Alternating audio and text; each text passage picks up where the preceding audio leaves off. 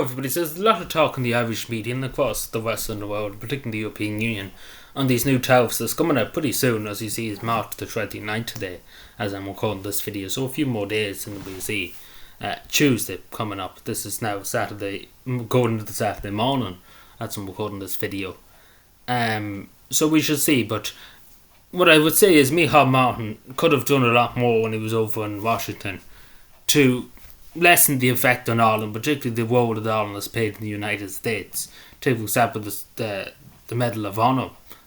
Nearly 58% of people who received the Medal of Honour were Irish or Irish Americans, and not to mention the amount of contribution Irish people have made to the United States over the decades, working extremely hard, etc., etc. We could have called ourselves a break if we would have played our cards right, but they didn't. The Irish government couldn't give a shit, to be totally honest, and they're determined to follow the European Union off a cliff if that's necessary.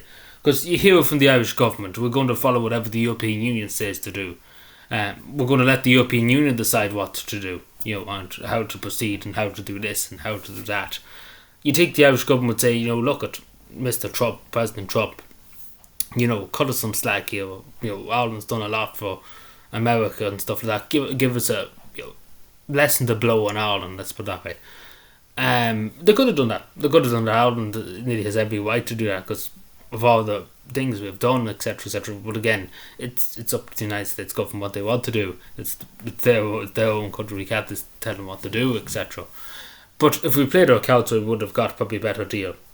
But again, the determined to follow the European Union off a cliff.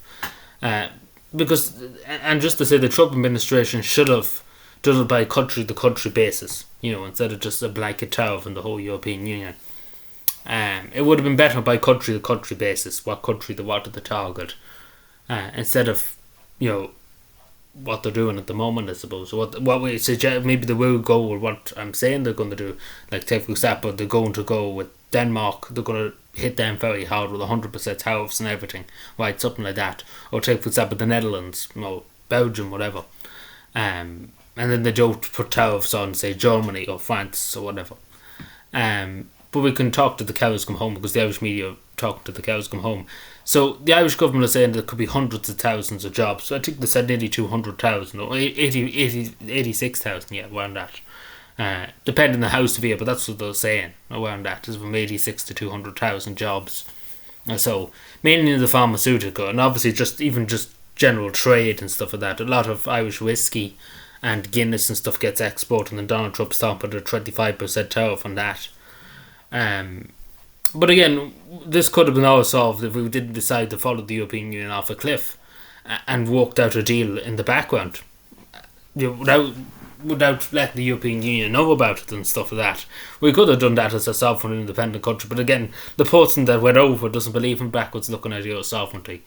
But again, we could have done it. That's what I'm saying. We could have done it if they would have wanted to do it. That's what I'm saying. But again, the determined to follow the European Union off a cliff, and anything the European Union says they're going to do. And the European Union says they're going to respond as a collective, not as an individual state. What that means is the whole European Union, not just one individual country responding to it. That's a collective as the European Union, which I don't agree with, to be totally honest. It should be up to countries if they want to put an opposing tariff or want to do this or they want to do that or whatever. But again, Ireland could have cut a deal for themselves here, could have been left out of it entirely if they wanted to. If they would have done something, even lessen it by 15%, it would have made a good bit of a difference. But again, it's the fact of the matter that determined to follow the European Union, and I can't say it enough, determined to follow the European Union off a cliff in terms of this. But obviously it would have huge ramifications for Ireland, whatever the tariffs may be. Because again, obviously Ireland does a lot of business with the United States, and obviously the United States does a lot of business in Ireland. And it's a sad thing to see, but again, it's all about fairness, and it's the same with any trade, even with the United States or any other country. My opinion is that it's fair. Each country gets beneficial. Nobody's been taken advantage of.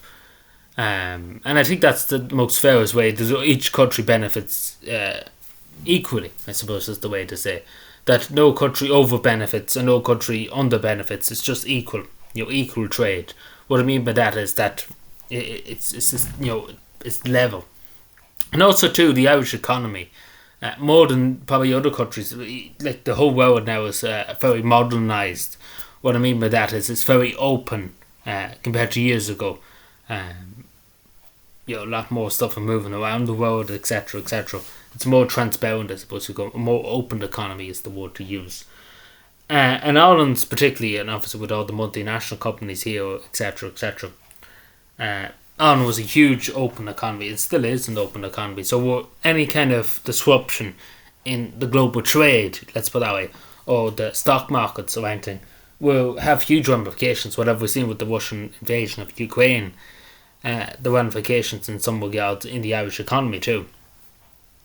Because again, it's same with the even Western world and the world itself. Because the countries are all built in equal cooperation and trade among countries, etc., etc. And obviously that leaves countries vulnerable to economic uncertainty and things that is happening. Acts of God, take example, different things like that. But I do think these were fightable if Micheál Martin would have played these cards right and would have done something instead of. You didn't achieve much, let's put it that way. He went over and kind of smiled and that was it. The books kind of give him a good telling off and that was about it. So I don't know, we hope that it won't be too bad. I don't really care about the pharmaceutical companies and stuff, let them, the big tech platforms, who cares about them. But it's the only Irish, Joe, the export stuff, take for example the small brewery that exports a few drakes to the United States, or take for example the small time person doing different things, producing different things to send to the United States.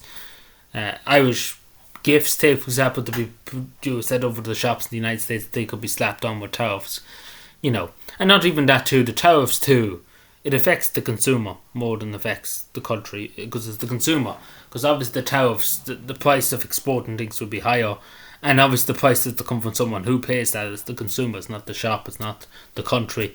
It's the consumer. You pay it when you go to the petrol pub or you go to the shop or whatever the case may be. But anyway, let me know what you take. Subscribe for more and bye.